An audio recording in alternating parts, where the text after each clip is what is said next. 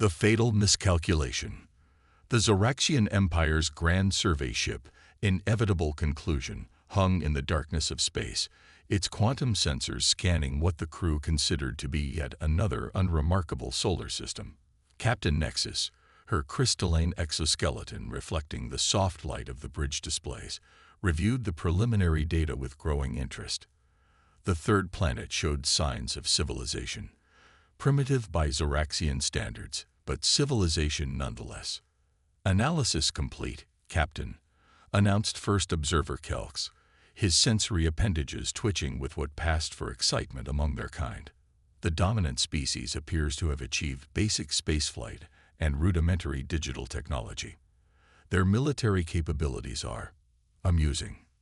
The Zoraxian Empire's artificial intelligence, known simply as the Strategic Evaluation Matrix, SEM, processed thousands of intercepted transmissions, analyzing everything from military communications to what it classified as entertainment broadcasts. Its conclusion was unequivocal. Earth represented minimal threat and maximum opportunity. Their defenses rely primarily on chemical propellants and basic metallurgy, Kelks continued, displaying holographic representations of Earth's most advanced weapon systems. Their most powerful explosives wouldn't scratch our lowest-grade shielding. They haven't even achieved unified planetary governance. Captain Nexus's mandibles clicked in what her species recognized as satisfaction. Prepare a full report for High Command. This will be the simplest acquisition we've processed in cycles. In the following days, the SEM continued its analysis, cataloging human behaviors, military responses, and social structures. It noted with particular interest the humans' tendency toward internal conflict, their reliance on centralized command structures, and their apparent inability to coordinate on a global scale. The AI calculated a 99.98% probability of successful conquest within one standard lunar cycle. What the SEM failed to comprehend, despite its advanced processing capabilities, was the fundamental nature of human adaptability. It classified human entertainment as frivolous data and discarded it from its tactical analysis, missing countless scenarios where humans had imagined and prepared for exactly this type of situation. It dismissed human fiction as irrelevant fantasies, failing to recognize them as sophisticated thought experiments in resistance and survival. In the quiet halls of the Pentagon, NASA, and other agencies around the world, a handful of individuals had already noticed the subtle signs of alien observation. Dr. Sarah Chen, an astrobiologist with a background in signals intelligence, had been tracking unusual patterns in satellite communications for months. Her reports, officially dismissed as speculative, had nonetheless sparked unofficial preparations among a small network of forward-thinking individuals. "They're watching us," she told her unofficial working group during a secured video conference. "And they're making the same mistake everyone makes. They're judging us by their standards."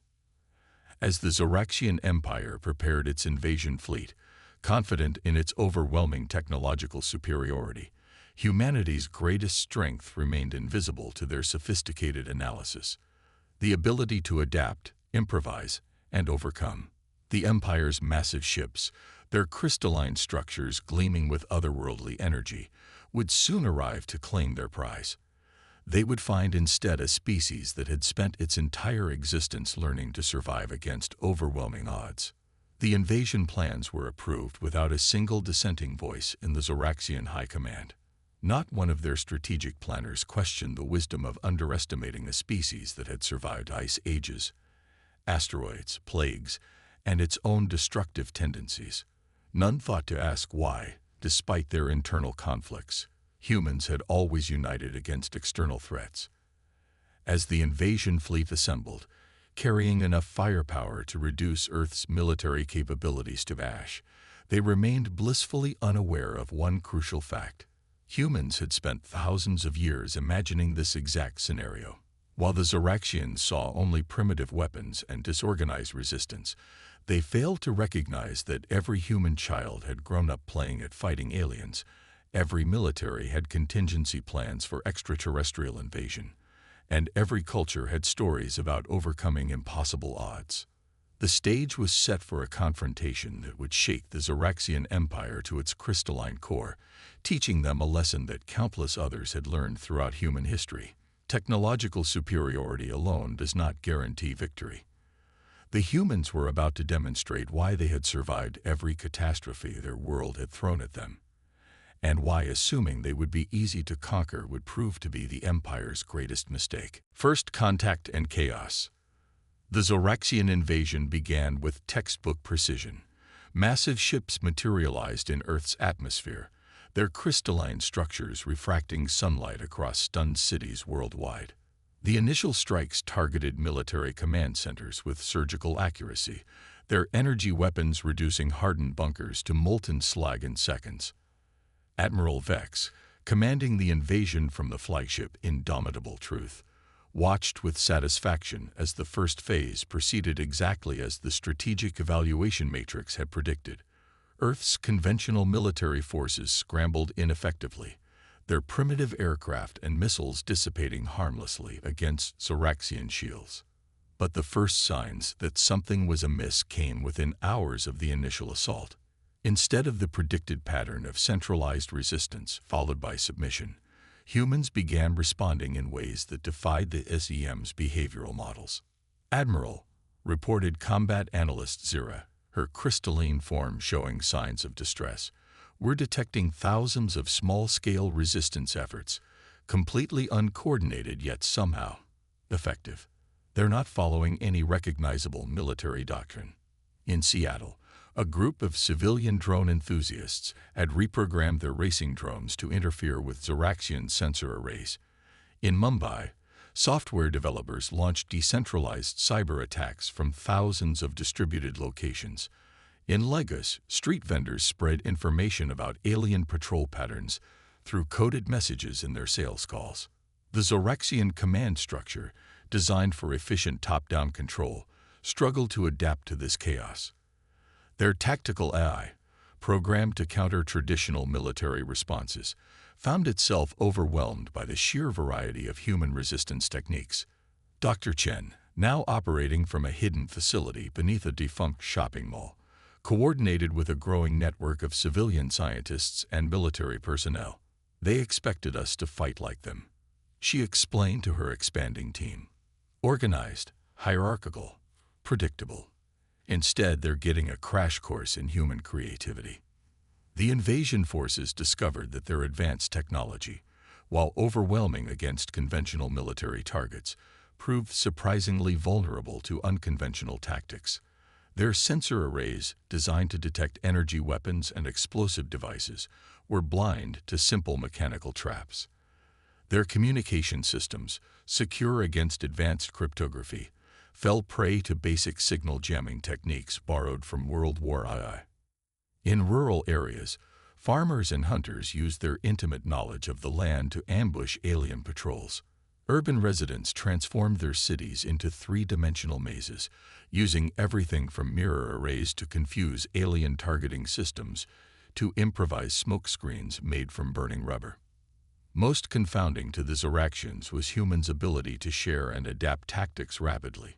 When a teenager in Vancouver discovered that certain frequencies of sound disrupted Zoraxian shield harmonics, the information spread globally within hours.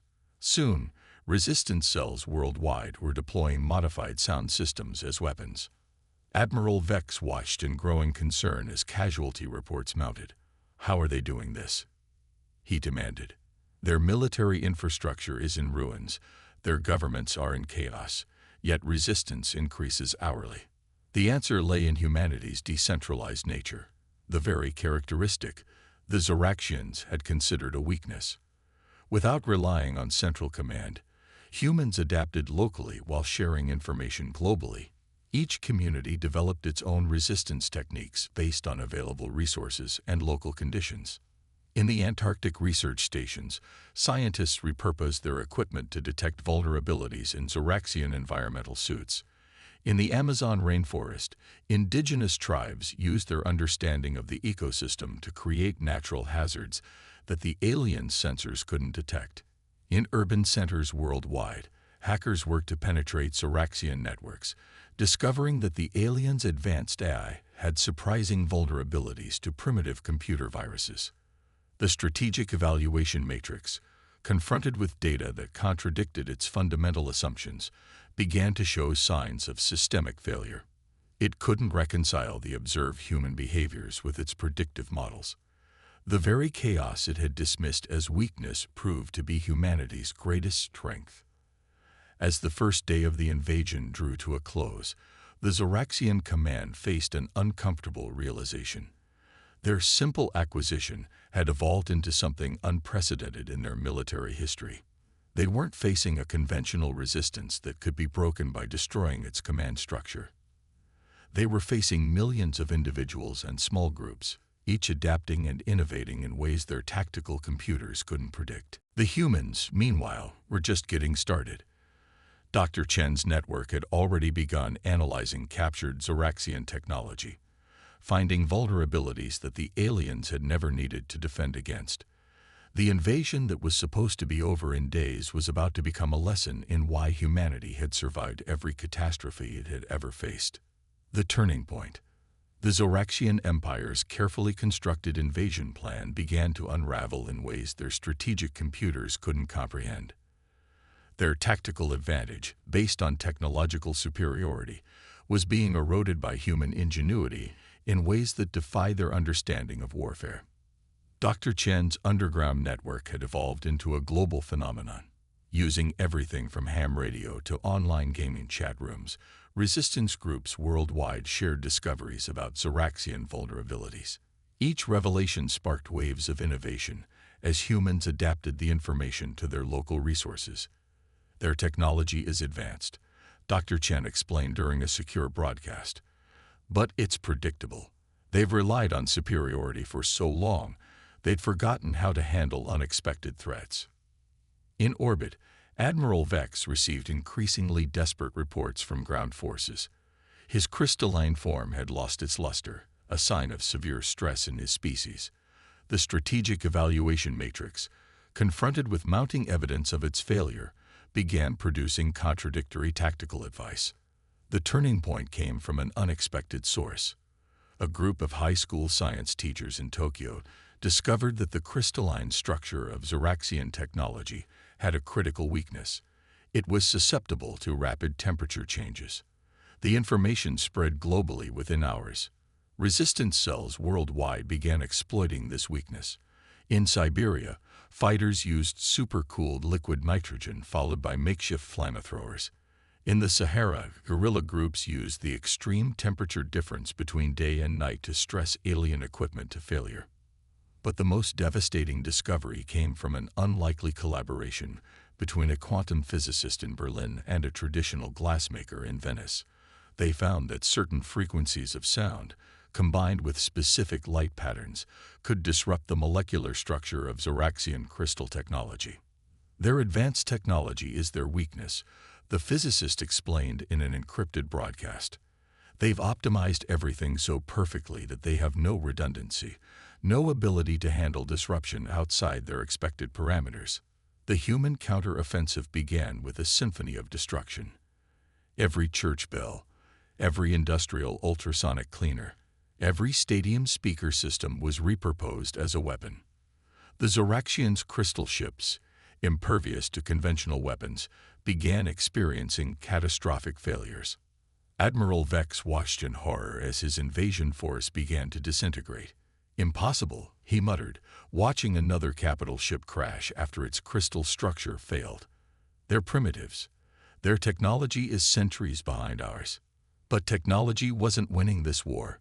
Human adaptability, creativity, and determination were proving more powerful than any weapon in the Zoraxian arsenal. The Empire's forces, trained to fight conventional battles, found themselves facing a species that turned everything into a weapon. Children's toys were modified into sensor jamming devices. Kitchen appliances became shield disruptors. Amateur radio operators coordinated resistance efforts using techniques that baffled Zoraxian signal intelligence. The strategic evaluation matrix, its predictions now completely invalidated, suffered a catastrophic system failure. The artificial intelligence, unable to reconcile human behavior with its fundamental assumptions, began generating nonsensical tactical advice. Dr. Chen's network had grown beyond her wildest expectations. Scientists collaborated across borders, sharing insights that led to more effective resistance techniques. Military veterans adapted ancient guerrilla warfare tactics to fight an interstellar enemy. Civilian engineers repurposed everyday technology in ways that surprised even their inventors. The Zoraxians, their tactical advantage eroding hourly, faced a choice: adapt or fail. But adaptation had been engineered out of their society, replaced by optimization and predictability. They had become so reliant on their advanced technology that they had forgotten the fundamental lessons that humanity had never had the luxury to forget. As their crystal ships fell from the sky and their ground forces retreated in disarray, the Zoraxians began to understand what their initial analysis had missed.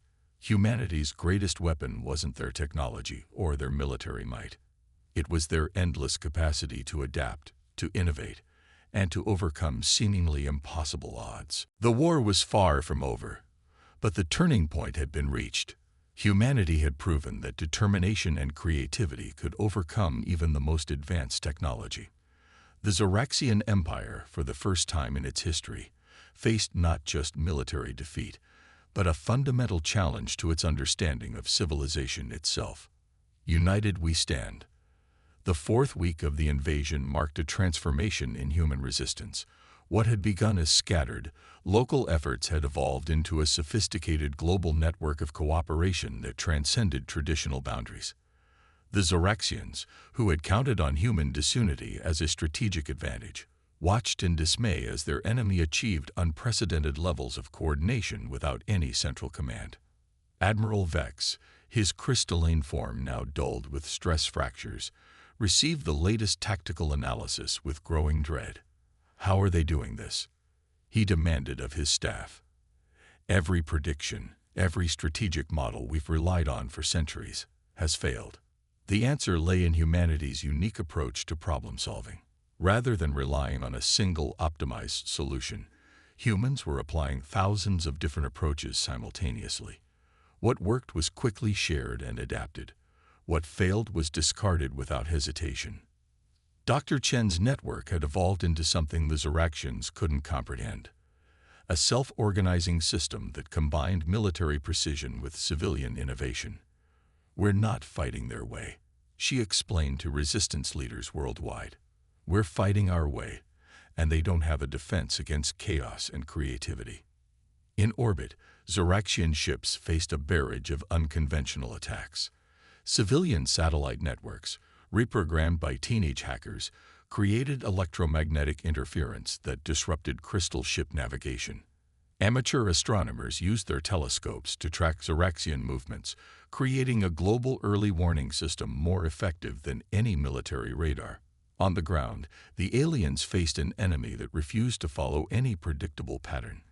Construction workers used their equipment to create urban battlegrounds that negated Zoraxian technological advantages. Farmers employed agricultural knowledge to destroy the aliens' ground sensors. Every human profession and skill set became a potential weapon. But the most devastating development came from an unexpected quarter. A coalition of video game developers, military strategists, and artificial intelligence researchers had been studying the strategic evaluation matrix's decision-making patterns. They discovered that the Zoraxian eye, for all its advanced technology, was fundamentally predictable. "Their AI thinks linearly," explained Dr. James Wong, a game theory specialist. "It's incredibly powerful but lacks the ability to handle true randomness.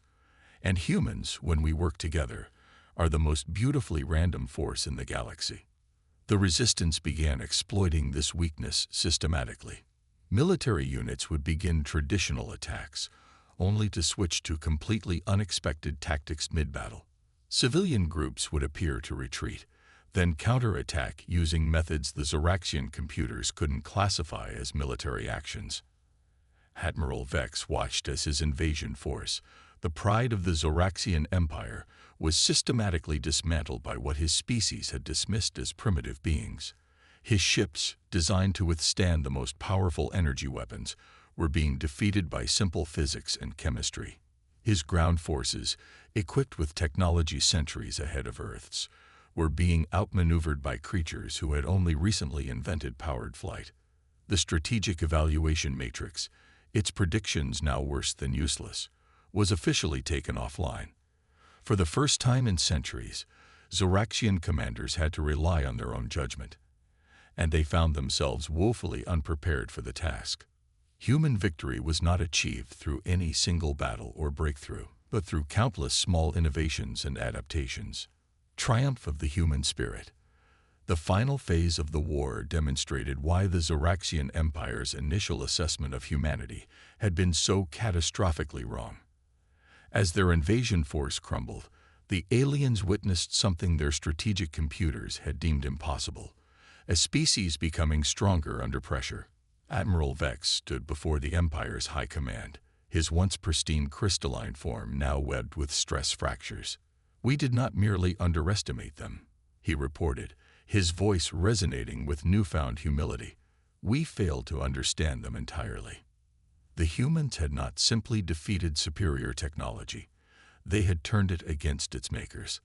Dr. Chen's network had evolved into a global think tank, combining scientific insight with practical innovation in ways that defied conventional military doctrine. "Their strength isn't in their weapons or their technology," Dr. Chen explained to a worldwide audience.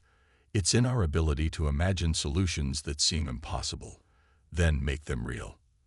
The Zoraxians' crystal ships, once symbols of invincible power, now proved to be their greatest vulnerability. Human scientists had discovered that the same crystalline structure that made them nearly indestructible also made them susceptible to harmonics and thermal stress. Earth's atmosphere itself became a weapon, as temperature variations and sound waves created microscopic fractures that grew exponentially. In a desperate attempt to salvage their invasion, the Zoraxians deployed their ultimate weapon, a massive crystalline dreadnought capable of destroying entire continents. But humanity had anticipated this move. A coalition of musicians, physicists, and engineering students had developed what they called the Symphony of Destruction, a precisely calculated combination of sound frequencies that turned the massive ship's own structure against it.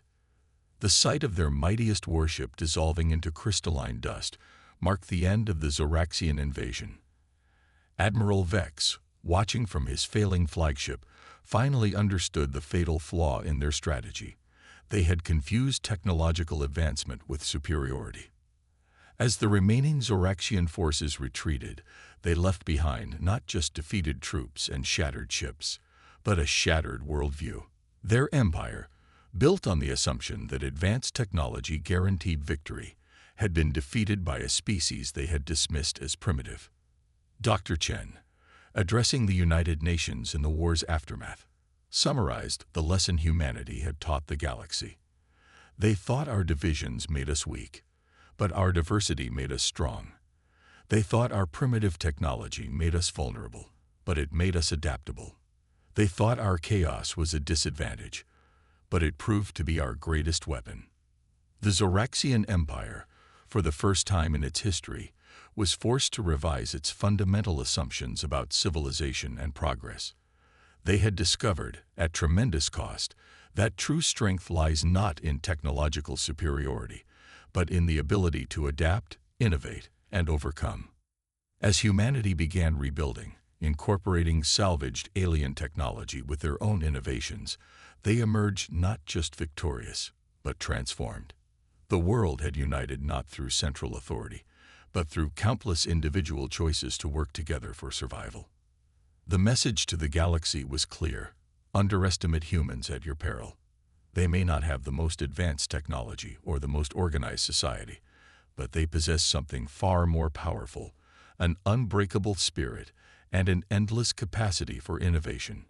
Admiral Vex's final report to the Empire became required reading for all Zoraxian military commanders. "Never again shall we mistake technological advancement for superiority. The humans taught us that the most dangerous weapon in the universe is not the most advanced, but the most adaptable.